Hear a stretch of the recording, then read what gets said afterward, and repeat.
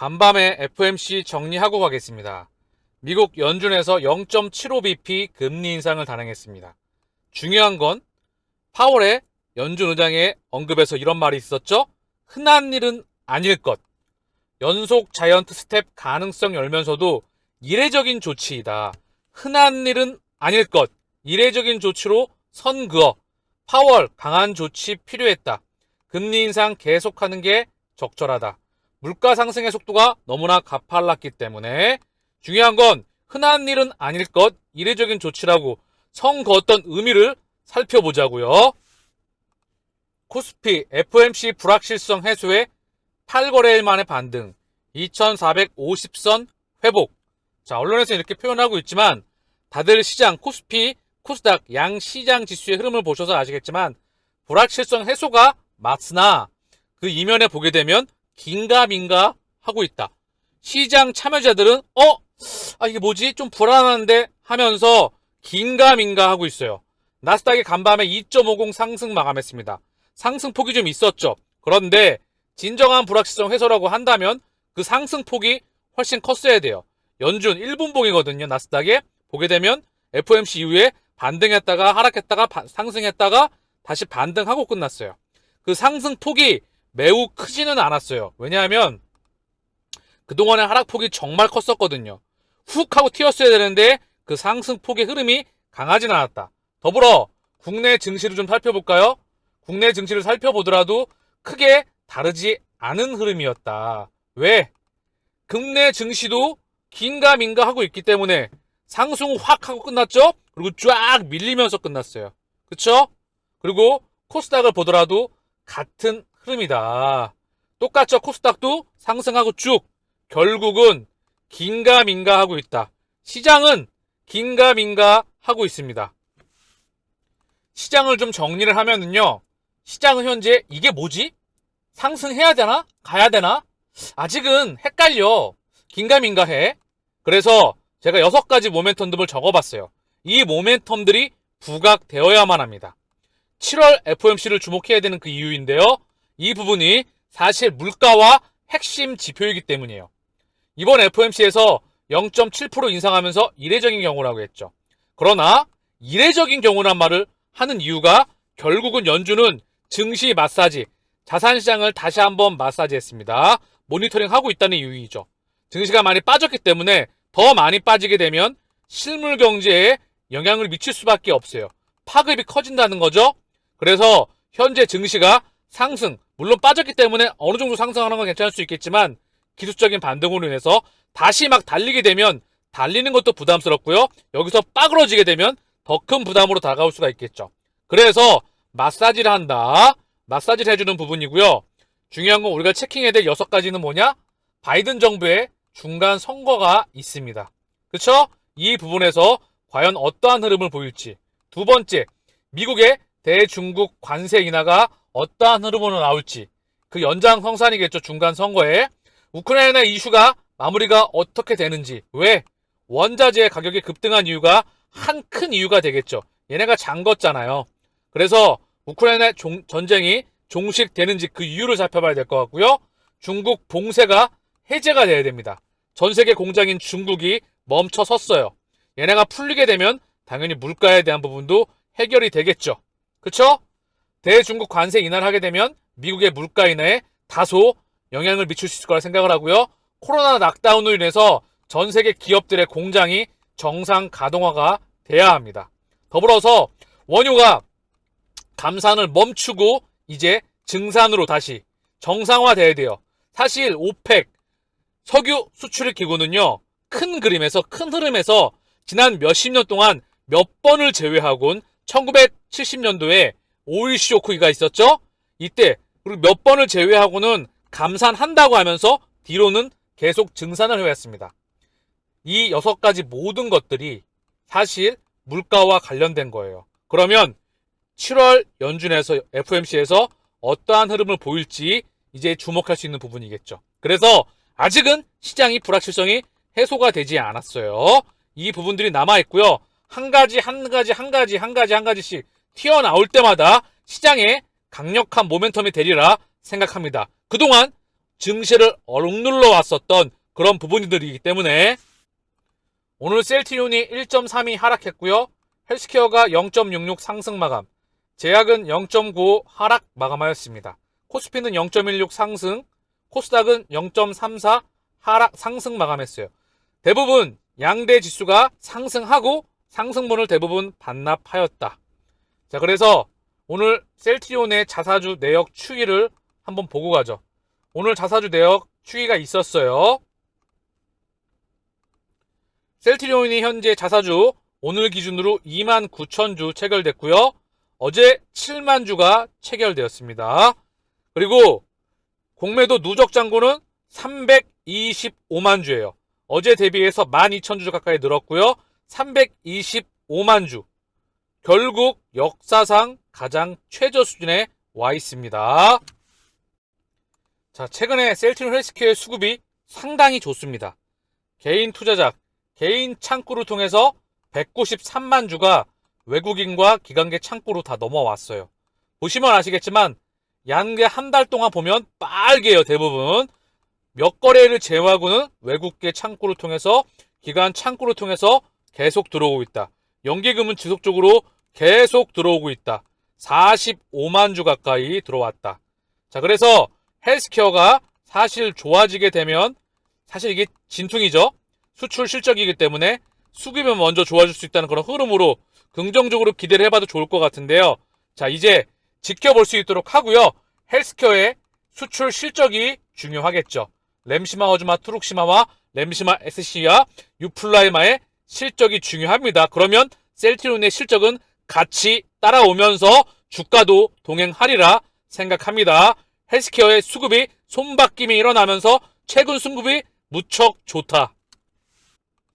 유럽 찍고 한국까지 셀트리온, 에피, 휴미라 고함량 대결, 유플라이마 80mm 제품 허가로 2파전 구도, 저투여 통증 완화, 국내에서도 먹힐까? 당연히 먹힐 것이라 생각을 합니다. 셀트리온의 유플라이마가 한국에서도 허가를 받으며 국내에서 승부를 준비하고 있다. 자, 바이오시밀러를 가진 회사 중 현재까지 국내에서 유일하게 고농도 제품을 승인받은 셈인데 세계 최초 고농도 퍼스트 무버입니다.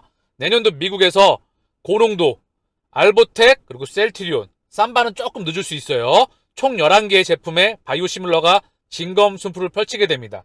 21조의 시장이 빗장이 열리게 되는데 그중 고농도는 두 가지 제품이 앞서 나가리라 생각해요. 먼저 오리지널까지 하면 휴밀하겠죠. 그리고 삼바는 조금 늦을 수가 있을 거고요. 알보텍과 셀트리온만이 현재 대체 조제까지 허가를 준비해 놓은 상태이다. 더불어 직파를 통해서 유플라이마가 미국 시장에서 정말 기대가 되는 부분이에요. 그 이전에 한국 시장에서 먼저 유플라이마가 선점할 수 있기를 기대해 볼 수 있도록 하고요.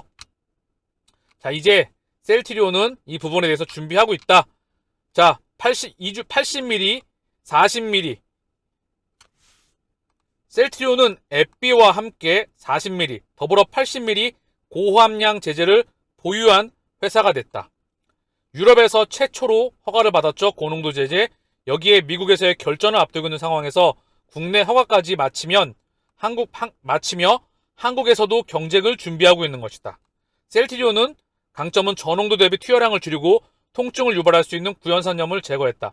더불어 가격 경쟁력은 세계 최고입니다. 셀트리온 그룹의 모토, 유효성은 동일하면서 가격 경쟁력, 원가 경쟁력이 세계 최고라는 거예요.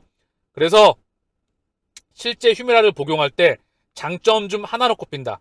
자가주사 여부에 떠나 고농도 제재를 투여하는 경우가 많기 때문이다. 자, 세계에서 가장 많이 팔리는 약을 두고 유럽 시장에서 경쟁을 벌이고 있는 오리지널과 바이오시밀러의 대결이 국내에서 어떻게 펼쳐질지 귀추가 모아진다. 그래서 유플라이마가 한국 시장에서도 시장 점유율을 높이면서 나아갈 수 있기를, 미국 시장에서의 선행 지표가 될 수 있기를 기대해 보자고요. 바이오 USA에서 이틀 전에 제가 셀트리온과 ADC 또는 신약 기업들이 100여 곳이 줄을 서고 있다. 파트너십을 모색하기 위해서. 그래서 바이오 USA에서 셀트리온이 항체 기술과 신약, 플랫폼 기술 분야에서 글로벌 파트너십을 모색한다. 그럴 수밖에 없는 게 셀트리온은 항체를 만들어낼 수 있는 전 세계에 10여 개 회사 중에 한 개이죠. 더불어 기초 후보물질, 그리고 생산, 판매, 허가, 임상 모든 부분을 전반부와 후반부를 아우를 수가 있겠죠. 중소바이오텍은 당연히 셀트리온과 협업을 같이 하고 싶을 거라 생각합니다. 여기에 헬스케어가 직판을 나아가고 있죠. 그래서 국내 제약바이오 산업의 큰 한 축을 담당하고 있다. 전체 제약바이오 산업에서 셀트리온 비중이 과연 파이가 몇 프로 차지하는 게 반도체에 삼성전자가 있듯이 제약바이오에는 셀트리온이 있습니다. 이제 셀트리온의 제약바이오 산업에서 폭발적인 성장세를 찍어내기를 우리가 그 눈으로서 확인해 봐야 한다는 부분이죠. 유럽 시장 점유율 및 매출 분석. 그날까지 2018님께서 자료를 남겨주셨습니다. 자, 같이 한번 보면은요, 중요 내용인데요. 2020년 초에서 현재 2019년 4분기 최대 점유율 램시마 60, 트룩시마 39%, 약 40%, 허즈마 19% 점유율을 찍은 이후에 더 이상 공격적인 가격 인하 정책을 펼치지 않습니다. 더 이상은 점유율은 욕심이겠죠. 바이오시밀러가 오리지널을 밀어내고 최고의 점유율을 올리고 있는데 더 이상 무리한 가격 인하는 마진 감소 등 부작용에 따를 수 있습니다. 그리고 경쟁사들을 갑자기 죽이려 들면 반발도 예상됩니다. 서서히 말려 죽여야죠. 북유럽 저가 입찰에는 참여하지 않았으며 마진이 높은 시장을 중심으로 선택적으로 입찰에 참여하였기 때문에 산마의 점유율은 다소 감소하였습니다. 2021년 들어 다시 반등하던 산마 점유율이 최근 2분기 연속 2021년 3분기, 4분기 하락한 것은 트룩시마의 점유율이 크게 하락하였기 때문입니다. 이는 잘 아시는 바와 같이 산도주의 바이오시밀러 사업부 철수로 인한 재고떨이 부분 때문입니다. 이는 일시적인 현상이며 전혀 걱정할 일이 아닙니다.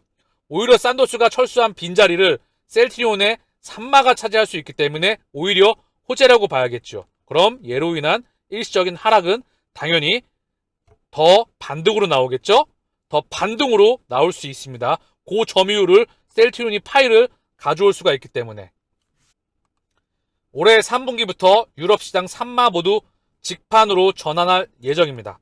만약 직판이 성공적으로 안착된다면 엄청난 파급 효과를 몰고 올 수 있습니다.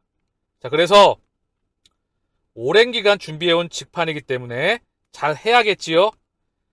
출시 이후 유럽 시장 산마의 상황을 보게 되면 2019년도에 가격이나 점유율 상승, 매출 상승의 선순환 구조의 성장. 첫 번째 가격이나 단가이나 그 다음 점유율, 파이를 늘리고요. 다시 매출 상승의 선순환 구조의 성장을 보여왔다. 2020년 현재까지는 적정 마진을 추구하는 가격 정책으로 시장 점유율이 소폭 감소되었으며 이에 비례하여 산마 매출도 소폭 감소. 올해 하반기 이후부터는 산마 모두 직판으로 전환하여 두 마리 토끼, 매출 및 수익성을 모두 잡을 예정입니다. 셀트리온에게는 산마 외 바이오 의약품들이 있습니다. 램시마 SC, 유플라이마, 베그젤마, 아바스틴 바이오시밀러죠. 올해 4분기 출시 예정. 아직은 출시 초기라 큰 매출은 아니지만 이들의 시장 규모는 기존 산마와는 비교할 수 없습니다. 출시 초기 기존 산마가 보였던 가파른 점유율 상승과 매출 상승을 하반기부터는 본격적으로 보여줄 것이라 믿습니다. 왜? 램시마 SC와 유플라이마는 바로 자가면역 질환 치료제이기 때문에. 그래서 코로나 팬데믹으로 인해서 병원 시스템의 과부하로 인해서 투여량에 제한이 있었다. 환자가 병원을 방문을 꺼렸기 때문에 이 부분 또한 지난번 램시마 SC에 대한 독일 현지 의료인이 직접 평가를 했었던 부분이죠. 직접 언급하고 그래서 엔데믹이 되면 바로 램시마 SC와 유플라이마 얘네의 폭발적인 숫자가 찍혀나가기를 다시 한번 기대해 봅니다. 머지않아 기존 산마의 매출을 초과할 것이며 이들이 셀트리온의 제2의 성장을 주도할 것입니다. 2028년 그날까지.